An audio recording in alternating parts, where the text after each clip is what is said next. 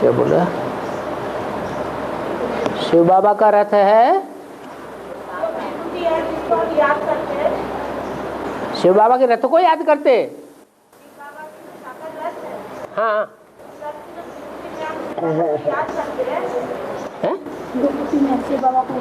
हाँ, तो वहाँ पे हम शिव बाबा को देख सकते हैं कि ये मन की कल्पना है, इन आंखों से देखा जा सकता है। आत्मा को देखते हो, देखते हो तो मानोगे कि नहीं मानोगे? तो ऐसे ही भगवान को मान लो। और एक कैसेट में बाबा ने बोला है कि 16,108 माला जो है वो थर्ड क्लास माला है, उसको सन्यासी बनाते हैं। क्या ये आत्माएं वास्तव राजयोग नहीं सीखती? हाँ हाँ, क्या ये 16,108 आत्माएं जो हैं वो राजयोग सीख करके राजा बनती हैं, सिर्फ प्रिंस प्रिंसेस बन के नहीं रह जाती हैं।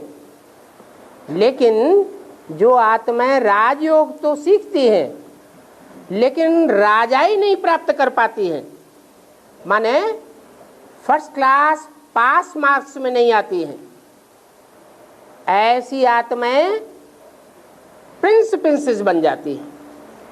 कोई जन्म जन्मांतर प्रिंस प्रिंसेस बनती हैं और कोई लास्ट जन्म में जाके प्रिंस प्रिंसेस बन के रह जाती हैं।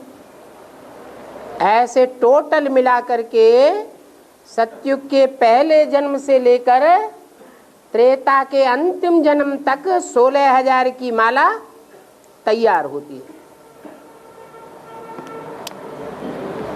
और है स्थिति में सारे सृष्टि का भी विनाश करते हुए तो पाप नहीं करता। स्व स्थिति में, हाँ, शंकर के लिए भी कहा है कि वो तो निमित्त बनाया है विनाश के लिए, लेकिन भी आत्मिक स्थिति में स्थित होने के बाद विनाश कैसे करेगी कोई भी?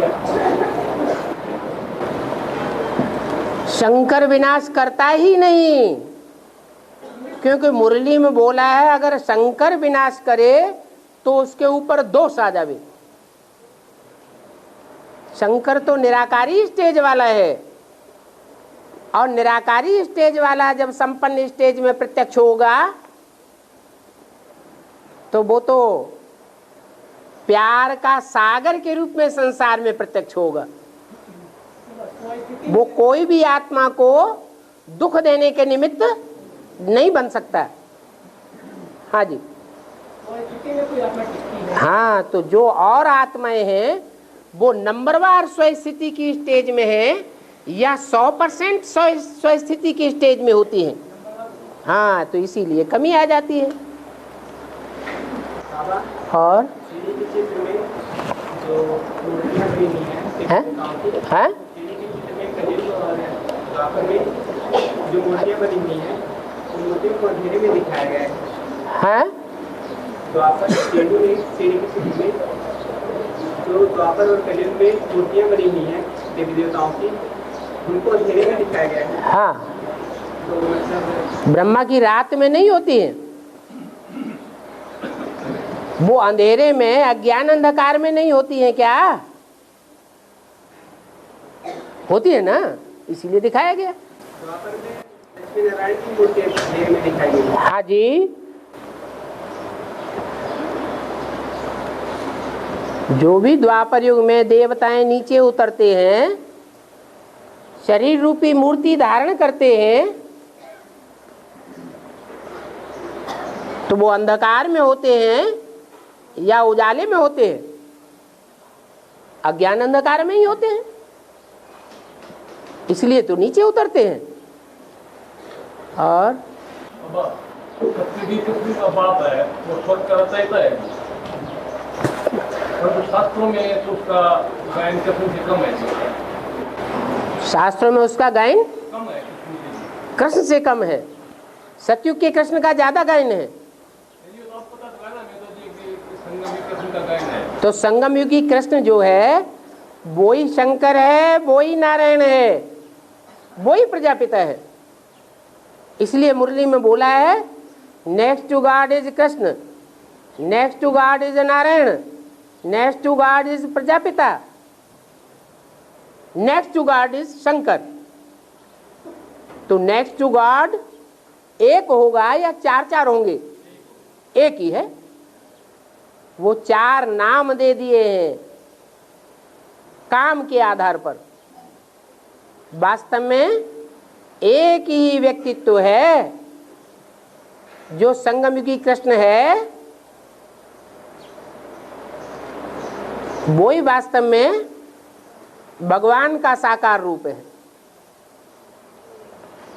और शक्तियाँ साहस से निमित्त बनते हैं, ये तो उनको पाप नहीं लगता। लगता क्यों नहीं है? अगर पाप नहीं लगता है फिर तो वो सभी शक्तियां लक्ष्मी बन जानी चाहिए। पाप लगता है इसीलिए तो वो स्टेज नहीं प्राप्त होती है।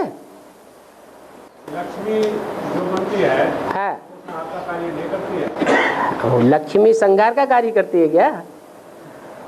तो महागौरी गाई हुई है, महाकाली संहार का कार्य ज्यादा करती है या गौरी संहार का कार्य करेगी? महाकाली संहार का कार्य ज्यादा करती है। क्यों? क्योंकि मुरली में बोला है कि जो विकारी होते हैं वो ही संहार कर सकते हैं, निर्विकारी संहार का कार्य नहीं करेगा। विजयमाला संहार का कार्य करती है या रुद्रमाला संहार का कार्य करती है? विनाश ज्वाला कहां से प्रज्वलित हुई? रुद्र ज्ञान यज्ञ कुंड से प्रज्वलित हुई। और किसने विनाश कराया? निमित्त कौन बने? रुद्र वत्स। और लक्ष्मी को बाबा लक्ष्मी को दिखाया है, लक्ष्मी को दिखाया। कहाँ? लक्ष्मी को। हाँ, आप सामने खड़े हो जाइए, आप अपने हाथ में देखिए, आपके राइट हैंड में लक्ष्मी खड़ी है या लेफ्ट हैंड में खड़ी है? हाँ जी। और ब्रह्मा विष्णु शंकर तीनों की ग्लानि की गई है। हाँ जी। लेकिन लक्ष्मी नारायण की ग्लानि नहीं है। हाँ जी, नहीं, लक्ष्मी की ग्लानि है, नारायण की ग्लानि नहीं है। लक्ष्मी नारायण के 100 संस्कार मिलते हैं तभी वो संपूर्ण विष्णु बनते हैं। हाँ जी। संगमयुगी कौन सा शूटिंग का पीरियड है जिसमें इस नारायण की जो ग्लानि नहीं की गई? जब प्रत्यक्षता होगी तो चारों आत्माओं के स्वभाव संस्कार मिलकर के एक हो जाएंगे, वही विष्णु कहा जाएगा। विष्णु की जो ग्लानि की गई है उसमें नंबरवार 4 आत्माएं दिखाई गई है, लेकिन वास्तव में ये हाथ जो है, इनमें एक राइटियस है और एक लेफ्टिस्ट है। भगवान जो कार्य कराना चाहता है, राइटियस काम कराना चाहता है बच्चों से, या लेफ्टिस्ट काम भी कराना चाहता है? राइटियस काम कराना चाहता है, लेकिन लेफ्टिस्ट हाथ लेफ्टिस्ट कार्य करने के लिए बाध्य है।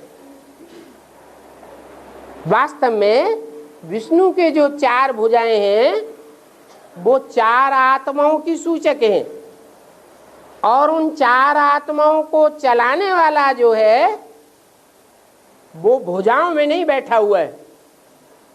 कहाँ बैठा हुआ है? मस्तक में बैठा हुआ है, जिसे शिवशंकर भोलेनाथ कहा जाता है।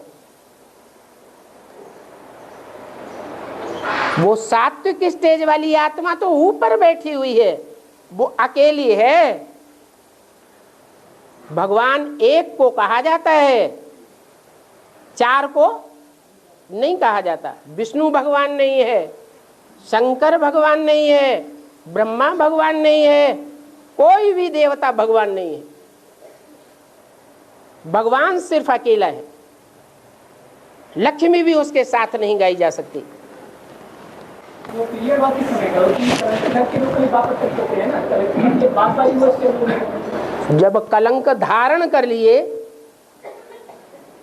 तो संसार को कलंक दिखाई पड़ेंगे या नहीं दिखाई पड़ेंगे? दिखाई पड़ेंगे। वो कलंकी धरावतार जो गाया हुआ है शास्त्रों में, 24वां अवतार वो मनुष्यों ने निर्धारण किया है या भगवान ने निर्धारण किया है, वो बात छोड़ दीजिए। और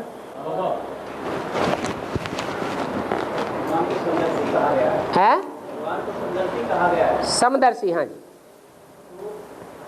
5% को हवाई जहाज से घूमने का मौका मिल गया है 5% को हवाई जहाज से चलने का मौका मिल गया, हाँ। और देवताओं को गणपति पे, और इन जनरल में क्या हुआ? इन जनरल में ऐसा पुरुषार्थ ही नहीं किया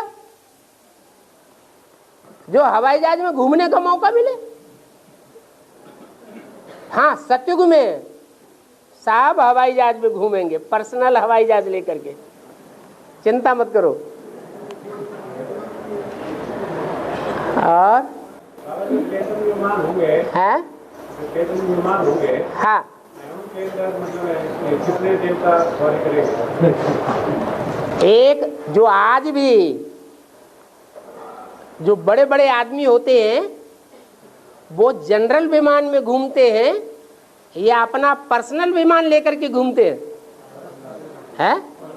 और बाप के तो सतयुग में सभी बच्चे यथा राजा तथा प्रजा सब स्पेशल हैं, एक एक के पास एक एक जहाज होगा और एक्सीडेंट प्रूफ और इशारे से चलने वाला, यूं किया तो ऊपर गया, यूं किया तो नीचे आया, यूं किया तो इधर गया, यूं किया तो इधर गया, बोलने की भी जरूरत नहीं। और मुरली में बोला है कोई आत्मा है जिसके सृष्टि चक्र में 50 वर्ष कम हो जाते हैं, है इसके लिए बोला बाबा जी। ब्रह्मा वाली आत्मा है। 69 में शरीर छोड़ा, 69 में शरीर छोड़ने के बाद वो आत्मा 2018 तक उसको कोई अपना निर्धारित शरीर मिलता है क्या? कभी जगदम्बा के स्वरूप में, कभी जगत पिता के स्वरूप में, कभी रुद्रमाला के मणकों में, कभी विजयमाला के मणकों में भटकती रहती है ना। ठिकाना बुद्धि को स्पष्ट नहीं मिलता, जन्म मरण के चक्र में आती ही रहती है। हाँ? है? समतत्व, हाँ, समत्व योग, हाँ जी। समत्व योग का मतलब है सब में समान भावना, किसी के प्रति द्वेष भावना नहीं, किसी के प्रति विशेष प्यार नहीं, किसी के प्रति खास लगाव नहीं, उसको कहते हैं समत्व योग। और आत्मा नंबर 1 फरिश्ता है? फरिश्ता में नंबर 1 है। परीक्षा में सूक्ष्म शरीर धारण करने में नंबर 1 है। फरिश्ता दो तरह के होते हैं, एक शरीर छोड़ करके फरिश्ता, फर्श की दुनिया वालों से कोई रिश्ता नहीं, तो रिश्ता शरीर में होता है या बिना शरीर के रिश्ता होता है? तो शरीर ही नहीं तो रिश्ता तो कोई बात ही खास बात नहीं हुई। खास बात उनके लिए है कि जो शरीर में भी है और शरीर में होते हुए भी फर्श की दुनिया वालों से कोई रिश्ता निभाने वाले नहीं है। वही समत्व योग वाली बात। सूक्ष्म शरीर धारण करने में नंबर 1 है, तो अल्लाह नंबर 2 का धारण करती है। सूक्ष्म शरीर में भी दो प्रकार की स्थितियां बनती हैं। एक स्थिति है निराकारी स्टेज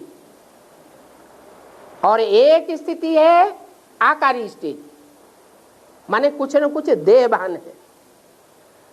तो जो देहभान की स्टेज है वो संपन्न स्टेज नहीं है फरिश्ता की। इसलिए जब सूक्ष्म शरीर धारण करती है वो आत्मा तो उसका रथ बदल जाता है। सतयुग का जो 7वां नारायण है, 7वीं नारायणी 8वीं नारायणी, उसमें प्रवेश करता है, ग्रेड उतर गया नीचे, तो बहुत अंतर पड़ जाता है निराकारी स्टेज में और आकारी स्टेज में। और त्रेता में तो होगा, ये सूक्ष्म शरीर तो होता नहीं है। त्रेता में सूक्ष्म शरीर का भान तो नहीं होगा, आत्मा शरीर, सूक्ष्म शरीर ही नहीं होता, भान कहाँ से होगा? द्वापर के आदि से बाबा। हाँ, कौन सी आत्मा बनती है सूक्ष्म शरीर का निर्माण करने के लिए? द्वापर के आदि में सूक्ष्म शरीर का निर्माण तो होगा। सूक्ष्म शरीर वो आत्माएं धारण करती हैं जो बहुत पाप करती हैं, जिनकी बुद्धि में ज्ञान नहीं होता। संगम युग में ज्ञान गहराई तक जो आत्माएं नहीं पकड़ती हैं, उनकी अकाले मौत होती है। जैसे ब्रह्मा की अकाले मौत हुई, ब्रह्मा को फॉलो करने वाले ढेर के ढेर ब्रह्मा कुमार कुमारियों की अकाले मौत हो रही है। जो ज्ञान को पूरा पूरा गहराई तक धारण करती है, वो पाप कर्म इतने जास्ती नहीं करती है। इसलिए सूक्ष्म शरीर भी द्वापर युग में या कलयुग में धारण नहीं करती। इसलिए बोला है, तुम हो देवी देवता सनातन धर्म के पक्के। जो देवी देवता सनातन धर्म का पक्का होगा, वो और धर्म में कन्वर्ट होकर के जा नहीं सकता। मां का तो पार्ट है सबसे प्रभावित होना, हर धर्म की आत्माओं से प्रभावित होती रहती है। और जाति पाप करने में नंबर 1 अव्वल नंबर में तो ब्रह्मा की आत्मा को कहें। अरे तो रावण के सिरों में मुखिया कौन है? कैसे? अरे रावण के सिरों में मुखिया कौन दिखाया गया है? रावण के 10 सिरों के ऊपर गधे का शीश दिखाया जाता है। वो पापों का भी बाप है। इसलिए जितने भी धर्मगुरु हुए हैं दुनिया में, अपन को भगवान कहने वाले, शिवो हम ब्रह्मास्मि, प्रूफ कुछ भी नहीं, एविडेंस कुछ भी नहीं मिलता, लेकिन मान करके बैठ जाते हैं क्या? मैं भगवान हूं। और कृष्ण की आत्मा तो खास गीता का भगवान ही बन करके बैठ जाती है। तो मनुष्य गुरुओं में बड़े से बड़ा गुरु कौन हुआ? मुरली में पूछा है, रावण कौन? फिर जवाब भी दिया है, ये मनुष्य गुरु, ये गुरु लोग। तो मनुष्य गुरुओं में बड़े से बड़ा गुरु कौन हुआ है? जो बड़े से बड़ा गुरु हुआ, वही रावण के जो 5 मुख हैं, काम क्रोध लोभ मोह अहंकार, उन 5 का बाप है। और बाबा सृष्टि के आदि में बाबा ने आदि ब्रह्मा को रचा है। हाँ, आदि ब्रह्मा को रचा दी। हाँ, क्या पहले आदि ब्रह्मा को ब्राह्मण बनाया, विद्या को ब्रह्मा बना दिया? आदि ब्रह्मा जो है वो वास्तव में ब्राह्मण बनता है पहले। उसके लिए खास बोला है, पहला ब्राह्मण सो पहला देवता, सो पहला क्षत्रिय, सो पहला वैश्य, सो पहला शूद्र। आदि ब्रह्मा तब होता है जब शिव उसमें प्रवेश करता है।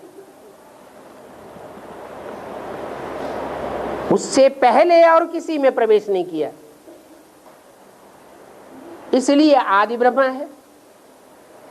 परंतु आदि ब्रह्मा को ब्राह्मण तो नहीं कहेंगे, कहेंगे? ब्राह्मण तो ब्रह्मा की औलाद कही जाती है। इसलिए जिस समय शिव प्रवेश करते हैं तो एक में नहीं प्रवेश करते, दो होने चाहिए कम से कम। सृष्टि का कार्य करने के लिए, सृष्टि निर्माण के लिए एक से काम नहीं होगा, कम से कम दो चाहिए।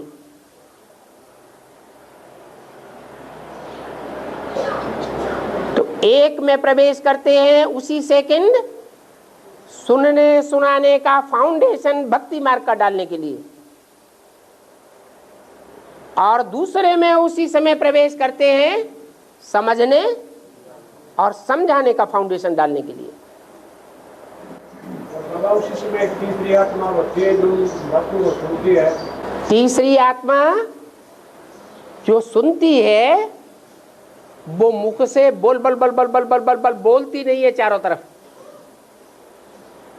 कोई भी बात सुनकर के मनन चिंतन मंथन करना चाहिए, या जो सुना है वो फटाफट चारों तरफ बोल देना चाहिए। तो तीसरी आत्मा धारणा शक्ति है, धारण करने वाली है, बल बल बल बल बोलने वाली नहीं है, लंबी जीभ वाली। दुनिया में तो ये मान्यता है, पंडित सोई जोई गाल बजाबा, बड़े बड़े भाषण करता हो, बड़ी बड़ी मजलिसें लगाता हो, समझते हैं ये बड़ा भारी विद्वान पंडित आचार्य है। बाबा कहते मैं बड़ी बड़ी मजलिस में नहीं आता हूं, मैं तो 1500 बच्चों के बीच में आकर के ज्ञान सुनाता हूं।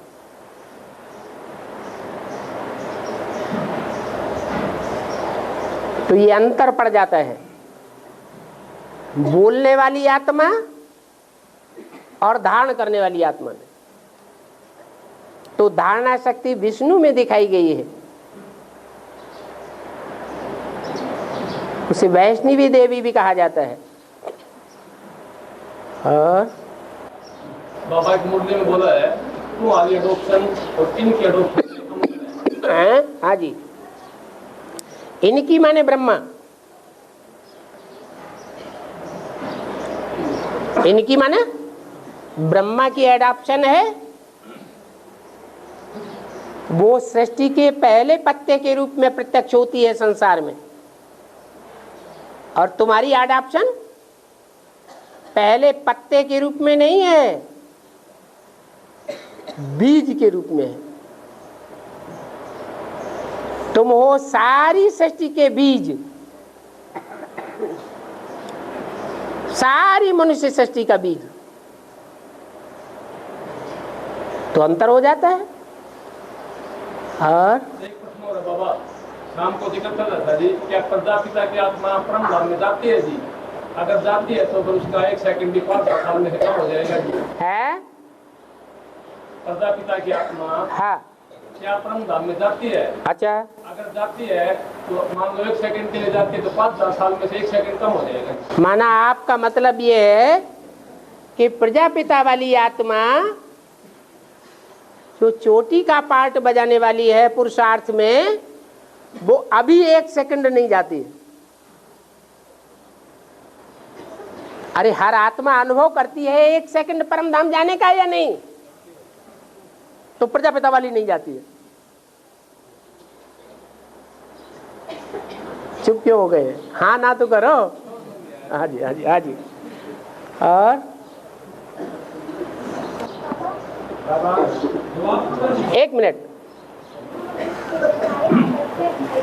है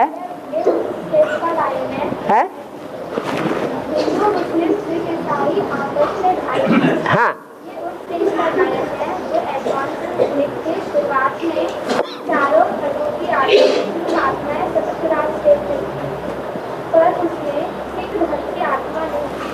सिख धर्म की आत्मा नहीं थी है? बौद्ध धर्म की आत्मा थी। एक एडवांस पार्टी की जब शुरुआत हुई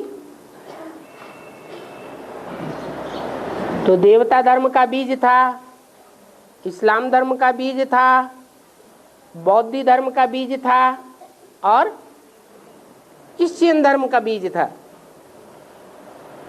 4 मुख्य बीज बताए ना, नहीं बताए? तो 4 मुख्य बीजों में से उनके सहयोगी धर्म बाद में निकलते हैं या नहीं निकलते हैं? निकलते हैं।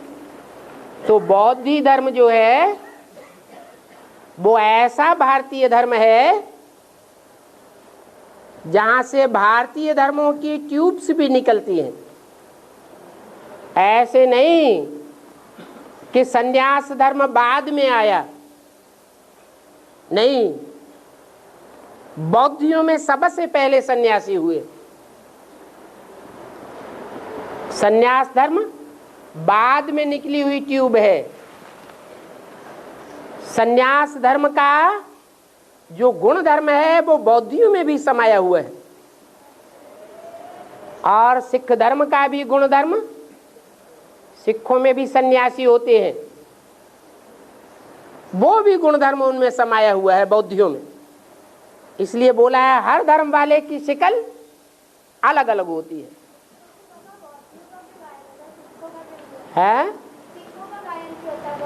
सिखों का गायन इसलिए होता है कि और धर्म वालों के बीच में सिर्फ सिख धर्म वाले ही हैं जिन्होंने ईश्वरीय कार्य में विशेष सहयोग दिया है।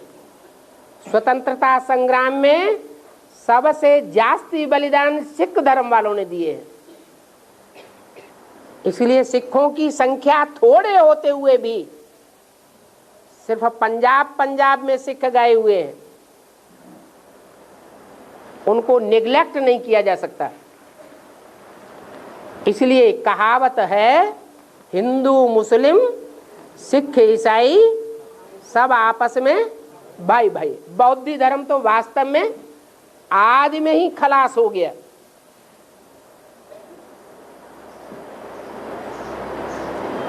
क्योंकि प्रवृत्ति मार्ग को नकार दिया। बौद्ध स्तूपों में बुद्ध भिक्षु और भिक्षुणियां इकट्ठे रहने लगे, उनका अलगाव नहीं किया और व्यभिचार फैल गया। उस व्यभिचार दोष के कारण उनकी सारी शक्ति शुरुआत में क्षीण हो गई। एक बौद्ध धर्म ही ऐसा है जो पावरफुल धर्म होते हुए भी, मुख्य धर्म होते हुए भी, मुख्य धर्मों की श्रेणी में होते हुए भी उनकी राजाई ना के मात्र रह गई दुनिया में।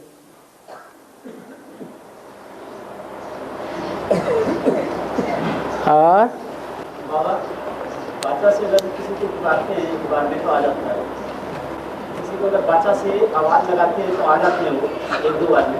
और सूक्ष्म में मनसा में वो जो कि एक बार अगर हम कॉल करें तो आ सकती आत्मा, क्या ऐसी कोई भी आत्मा भी तैयार नहीं है जो कि छोटी मम्मी को कॉल कर सकते? छोटी मम्मी को, छोटी मम्मी को आह्वान कर आपने इशारा दिया, आह्वान किया जाए। हाँ, आत्मा भी तैयार नहीं है जिसके एक आह्वान पे आ सकती है। हाँ, मन आत्मा को कहा जाता है। आत्मा परिपक्व बन जाए तभी तो उसमें इतनी ताकत आएगी कि मनसा से ही सारा कार्य करता रहे, बोलने की भी दरकार न पड़े, देखने की भी दरकार न पड़े, कर्म इंद्रियों से कर्म करने की भी दरकार न पड़े। उसे कहते हैं संकल्प सिद्धि। जिसको संकल्प सिद्धि हो जाएगी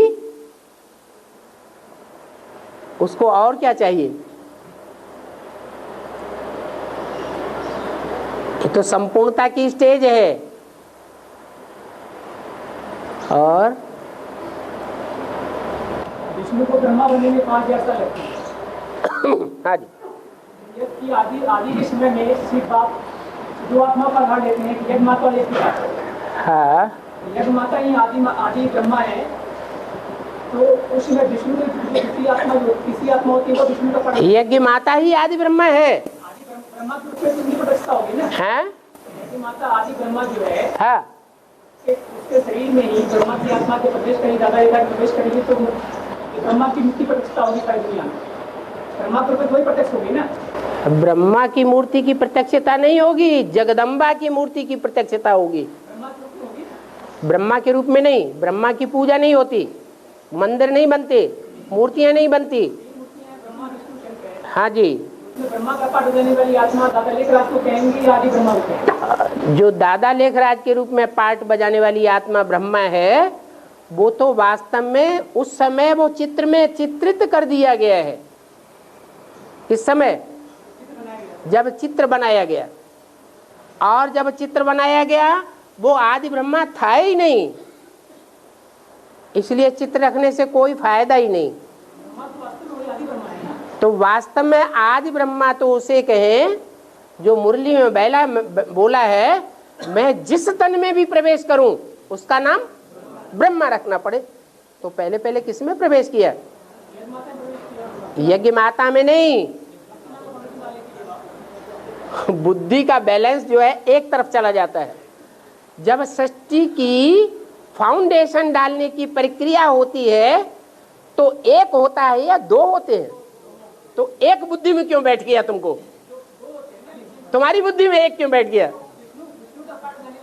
इसलिए बता दिया कि ब्रह्मा आदि ब्रह्मा जब कहेंगे तो दो हैं, एक है स्त्री चोले के रूप में और एक है पुरुष चोले के रूप में, और दोनों का कॉम्बिनेशन होता है, तब स्थापना का कार्य होता है। और विष्णु की नाभि का है विजयमाला की हृदय। हाँ जी, की नाभि से ब्रह्मा निकलता है। हाँ जी, ब्रह्मा की नाभि से क्या विष्णु निकलते हैं। हाँ। ब्रह्मा की नाभि कौन सा? ब्रह्मा जो है वो वास्तव में यज्ञ के आदि में किससे पैदा हुआ? नहीं, शिव की व्यवस्था से पैदा हुआ। ब्रह्मा की पैदाइश तो होती है शिव। दादा लेखराज ब्रह्मा जो कार्य के आधार पर ब्रह्मा साबित होता है, क्या? हाँ, जगदम्बा कार्य के आधार पर ब्रह्मा साबित नहीं होती। जगदम्बा का आदि रूप वो भी नहीं साबित होता। बड़ी मां का जो बड़ा कार्य है वो है सहन शक्ति। वो सहन शक्ति की धारणा दादा लेखराज ब्रह्मा की सोल के द्वारा होती है। और ब्रह्मा दादा लेखराज ब्रह्मा के रूप में तब प्रत्यक्ष होता है जब जो तीसरी आत्मा थी, कौन? वैष्णवी शक्ति, धारणा वाली, धारणा की मूर्ति, उसने वो फाउंडेशन डाला तो ब्रह्मा पैदा हुआ दादा लेखराज के रूप में। इसलिए विष्णु से ब्रह्मा निकला। और ब्रह्मा जब संपन्न बनेगा किस रूप में? जगदम्बा के रूप में, जिसकी पूजा होगी। तब जगदम्बा से कौन ज्ञान लेगा?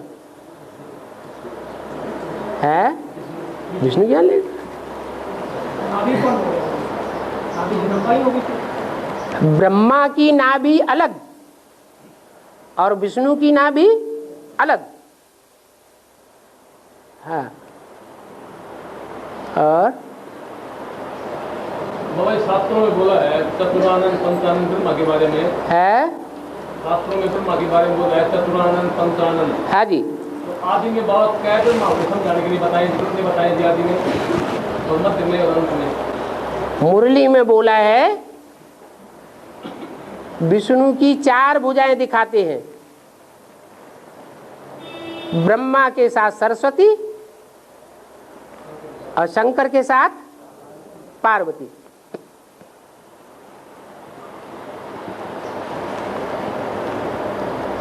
तो जो 4 भुजाएं हैं उनको और रूप में भी दिखाया है। नीचे जो त्रिमूर्ति का चित्र है उसमें 4 नाम दिए हुए हैं विष्णु के नीचे,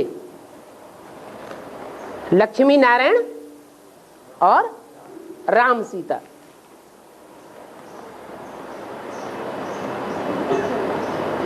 मम्मा का नाम क्यों हटा दिया?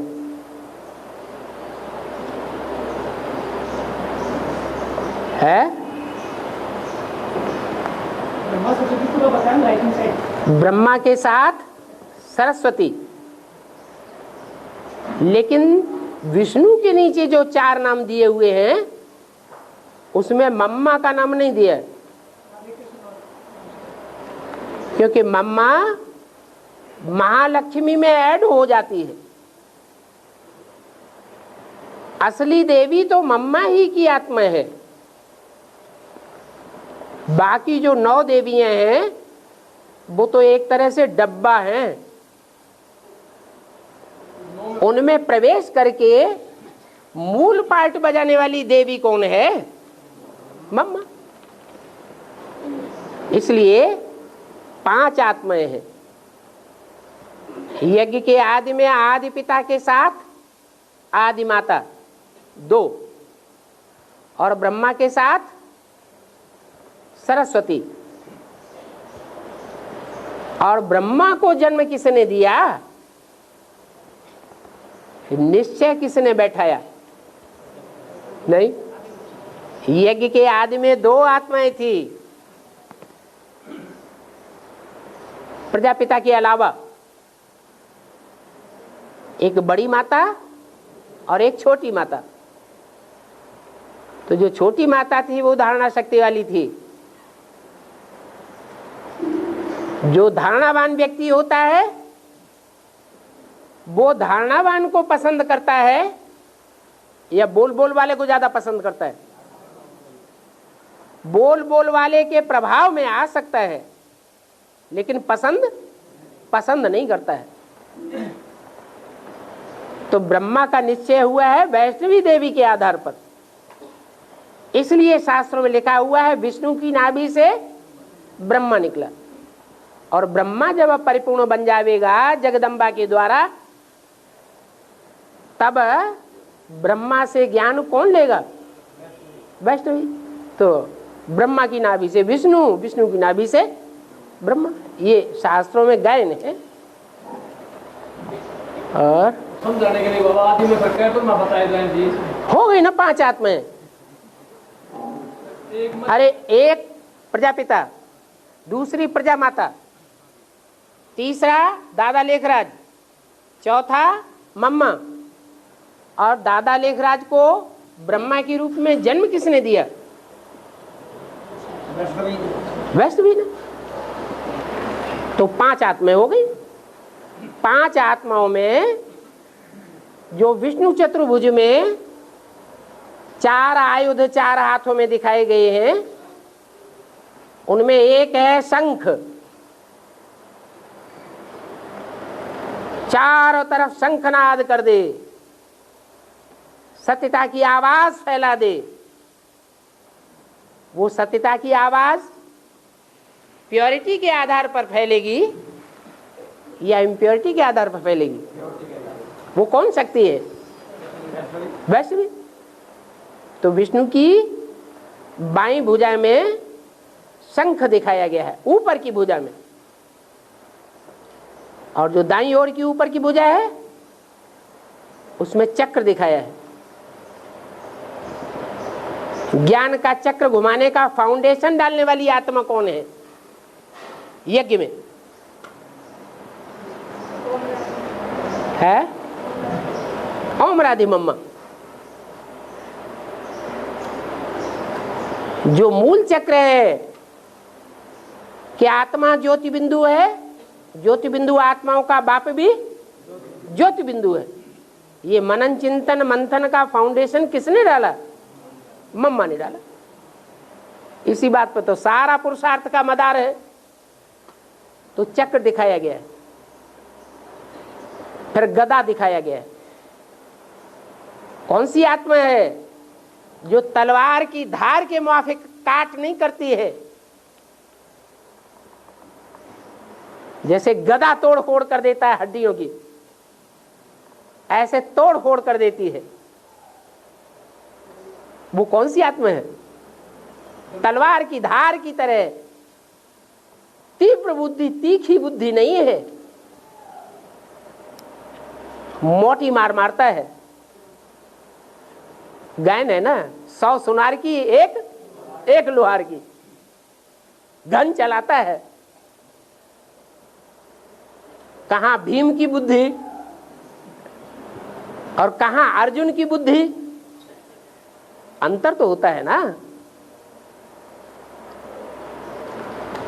तो दादा लेखराज ब्रह्मा को गदा दिखाया गया है। वो निचला हाथ है और चौथा हाथ है बाईं ओर, लेकिन निचला हाथ भी है, बायां हाथ भी है। उसमें कौन सा आयुध है? कमल का फूल। वो कमल के फूल के रूप में कीचड़ की घर गृहस्थ की दुनिया में रहती है, पार्ट बजाती है। लेकिन मन बुद्धि कहां लगी रहती है? एक बाप में लगी रहती है। इसलिए चित्र में भी दिखाया हुआ है, जगदम्बा जब तामसी बनती है, महाकाली का रूप धारण करती है, तो महाकाली के सर के ऊपर शंकर का चित्र दिखाया है।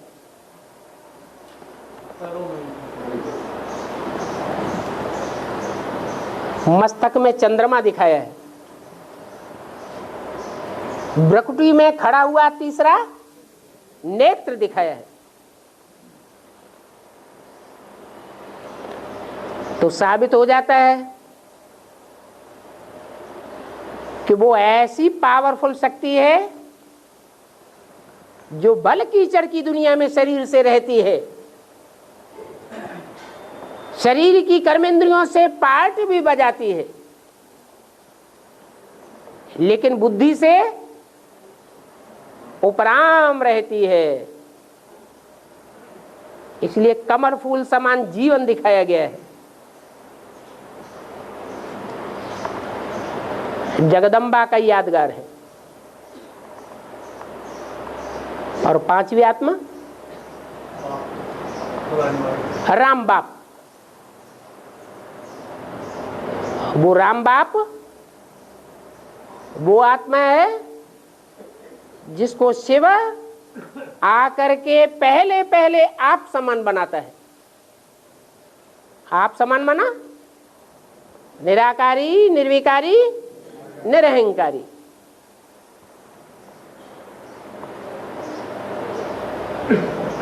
उस बौद्धिक शक्ति के द्वारा चारों भुजाओं का संचालन होता है। जो अव्यक्तवाणी में बोला है, ब्रह्मा की 1000 भुजाएं गाई हुई हैं। 1000 भुजाएं इस समय सहयोगी तो है ना प्रैक्टिकल में। 1000 भुजाओं को चलाने वाला है तब तो भुजाएं काम करती हैं। चलाने ही वाला नहीं होगा तो भुजाएं कैसे चलेंगी? तो बाप है, बाप चलाने वाला है, और 1000 भुजाएं बाप का सहयोग करने वाली है। ये प्रैक्टिकल पार्ट चल रहा है। भले ब्रह्मा बाबा ने शरीर छोड़ दिया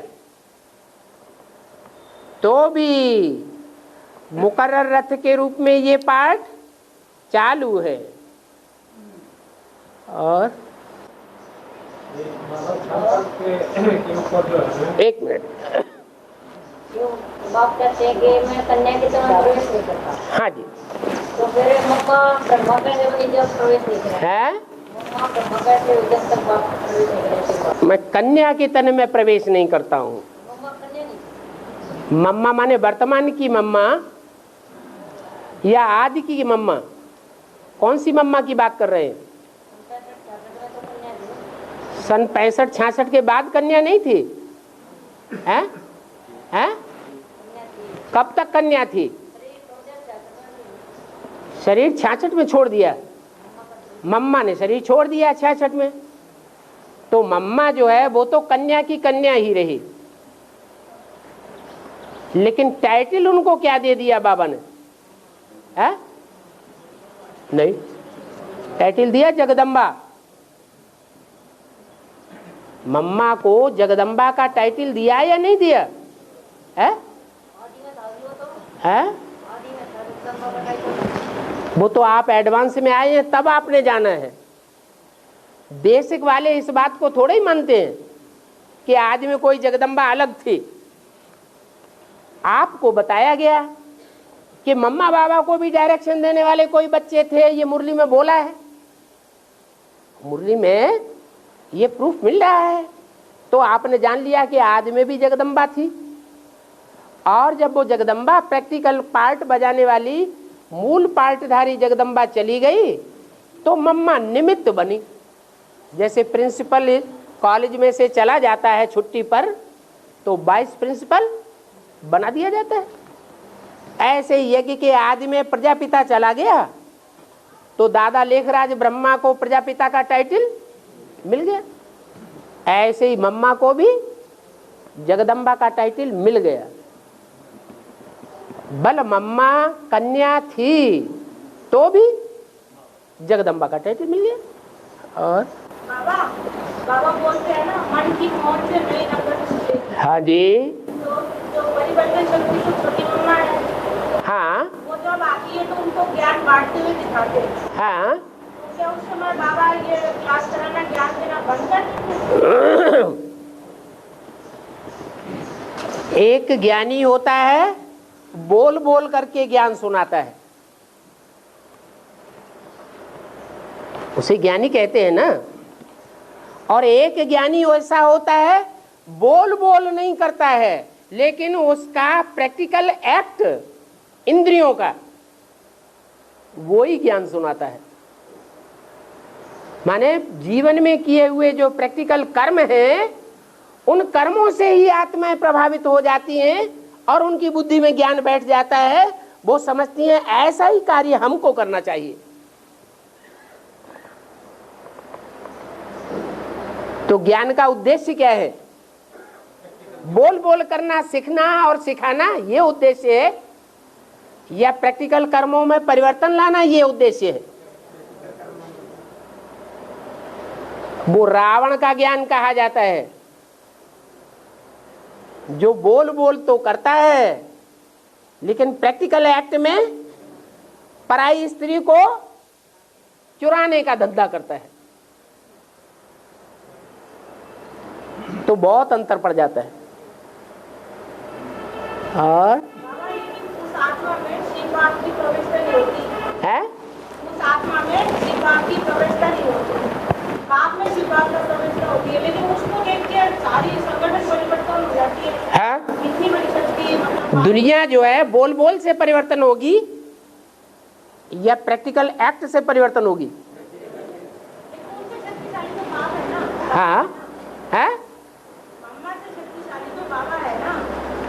क्या मुझे शक्तिशाली बाबा के अंदर तो प्रवेश करते हैं लेकिन हाँ। परिवर्तन नहीं कर पाते, लेकिन वैष्णव देवी का अंदर तो प्रवेश नहीं करते लेकिन परिवर्तन करते हैं। तो परिवर्तन शिव नहीं करते हैं, वो परिवर्तन शक्ति पहले से ही है। 63 जन्मों का संस्कार भरा हुआ है प्योरिटी का। वो प्योरिटी का संस्कार ज्ञान का, एडवांस ज्ञान का बीज पड़ते ही परिवर्तन करना शुरू कर देता है।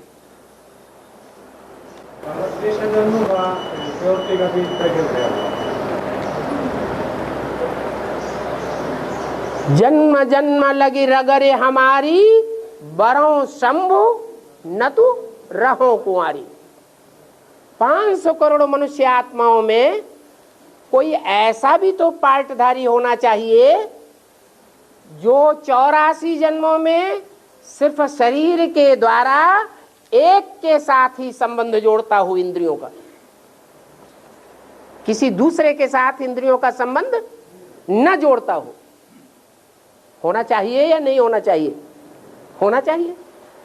अगर ऐसी आत्मा कोई है पावरफुल, प्योरिटी वाली, तो उसको ज्ञान सुनने की दरकार है। इसलिए रुद्रमाला के लिए पूरा ज्ञान है। रुद्रमाला के मण के जन्म जन्मांतर के राजाएं बनते हैं, ढेर की ढेर रानियां रखते हैं, ढेर का ढेर पतित होते हैं। इन पतित आत्माओं के लिए ये एडवांस ज्ञान है, इतना ज्ञान का विस्तार है। जो पवित्र रहने वाली जन्म जन्मांतर की आत्मा है, उसके लिए ज्ञान जल की दरकार नहीं है। ज्यादा गंदा कपड़ा होता है तो उसको ज्यादा जल चाहिए, कपड़े में गंदगी है ही नहीं तो ढेर सारा पानी बहाने से फायदा है ही नहीं। और बाबा जैसे कोई माता होती है ना, एक से अधिक पुरुषों के साथ संबंध रखते हैं, तो वो क्या अष्टदेव में आ सकते हैं? जैसे वैसे होती है, बाबा कहते हैं अगर वो ज्ञान में चलते हैं तो उसके अष्टदेव में आ सकते हैं। दुनियावी वैश्याओं की बात नहीं की है बाबा ने, ब्राह्मणों की दुनिया में ही ऐसी वैश्याएं हैं और आगे चलकर वो प्रत्यक्ष हो जाएंगी। जिनके मुरली में बोला है, इन वैश्याओं के अड्डे सरकार इकट्ठे कर देगी।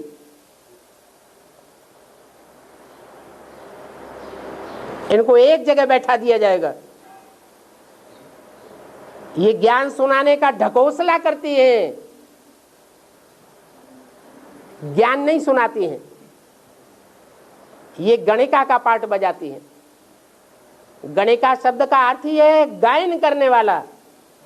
सिर्फ मुख से गायन करता है भगवान का, लेकिन एक्ट व्यभिचारियों की करता है। भगवान का बन के नहीं रहता। किसका बन के रहता है?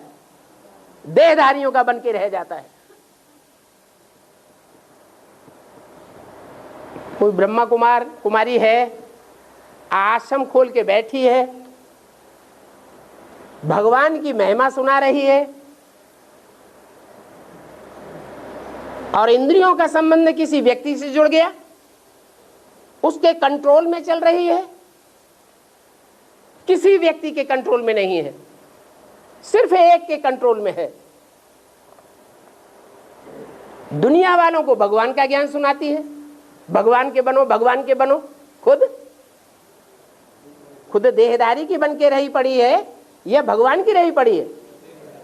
तो वैश्या कही जाएगी या सधवा कही जाएगी? वैश्या हुई। और हाँ,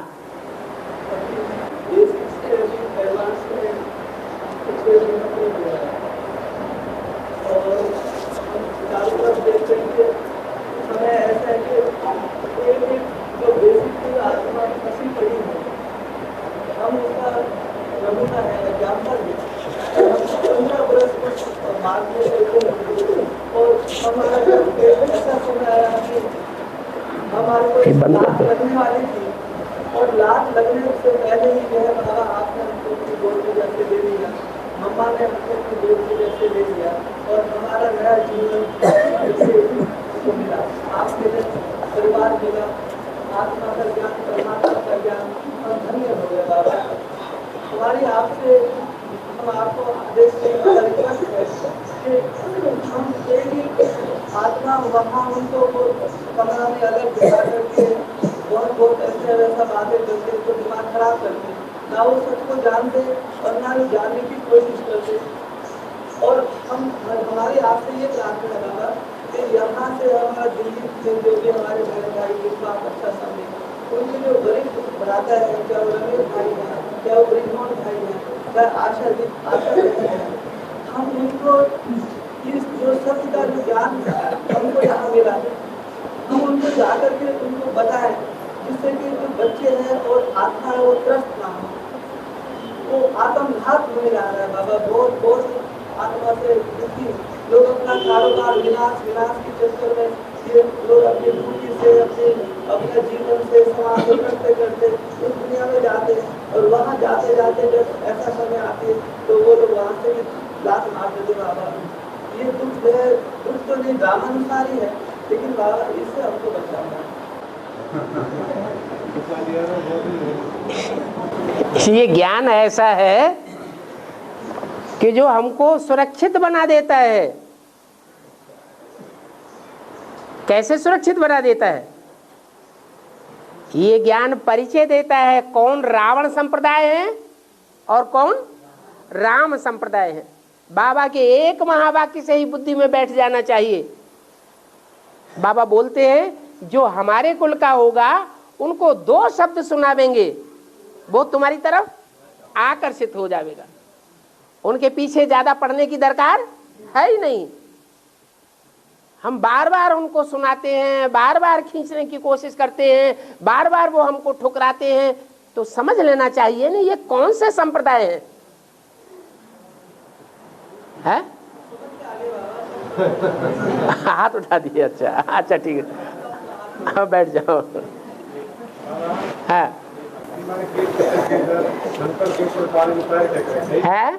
शंकर के ऊपर बाबा ने पैर टेक रखे। इसका रहस्य ये है कि शंकर के लिए गायन है शंकर द्वारा क्या? शंकर द्वारा विनाश। इतना बड़ा मर्तबा मिला हुआ है, इतना बड़ा काम जो दुनिया के इतने बड़े बड़े धर्म पिताएं, क्राइस्ट जैसे 200 करोड़ क्रिश्चियंस के धर्म पिता कहे जाते हैं, वो बड़े बड़े धर्म पिताएं वो कार्य नहीं कर सके। दुनिया की पुरानी परंपराओं का विनाश, पुरानी कुरीतियों का विनाश, पुराने चलते आए तामसी ज्ञान का विनाश नहीं कर सके, असुरों का विनाश नहीं कर सके, आसुरी संसार का विनाश नहीं कर सके। और वो कार्य का तमंगा किसको मिल गया?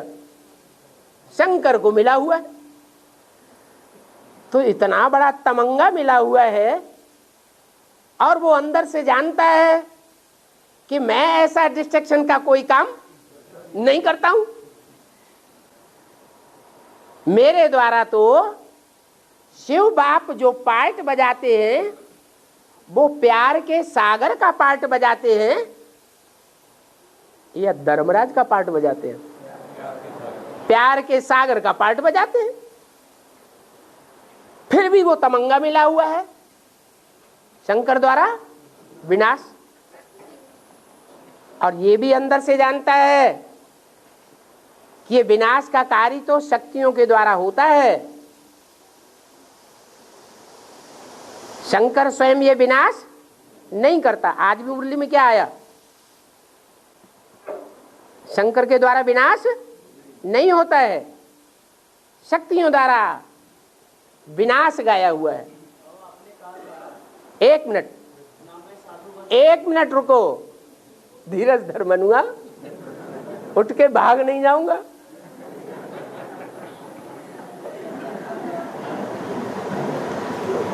शक्तियों द्वारा ये गायन है असुर संहारिणी।